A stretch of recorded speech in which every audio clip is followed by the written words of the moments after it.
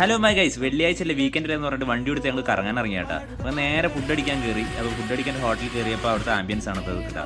അങ്ങനെ വയസ്സിൻ്റെ തള്ളും കേട്ട് ഇങ്ങനെ ഇരിക്കുന്ന സമയത്ത് അവസാനം ഫുഡ് എത്തിയിട്ടാ. ചങ്ങായിക്ക് ആനെന്നാളെ വിശപ്പുണ്ട് എന്ന് പറഞ്ഞാൽ മൊത്തം അവൻ തന്നെ ഫുള്ള് നിർത്തിട്ടാ. അങ്ങനെ അവസാനം അവിടുന്ന് നമ്മൾ നേരെ ഇറങ്ങിയിട്ട് വേറെ ബോളിവാർഡ് സ്പോർട്സ് സിറ്റി എന്ന് പറഞ്ഞ സ്ഥലത്ത് പോകണം. ഇപ്പം ഇതാണ് ആ സ്ഥലം.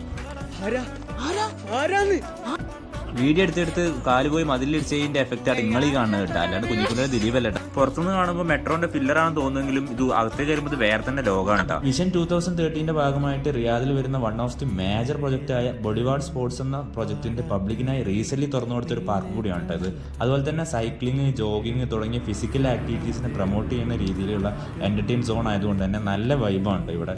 നമ്മൾ എത്രത്തോളം നടക്കുന്നു അത്രത്തോളം നമുക്ക് എക്സ്പീരിയൻസ് ചെയ്യാൻ പറ്റുന്ന ഒരു സ്ഥലം കൂടിയാണ്. ഫാമിലിക്കായാലും ബാച്ചിലേഴ്സിനും ഒരുപോലെ എൻജോയ് ചെയ്യാൻ പറ്റിയ ഒരു സ്ഥലം കൂടിയാട്ടോ.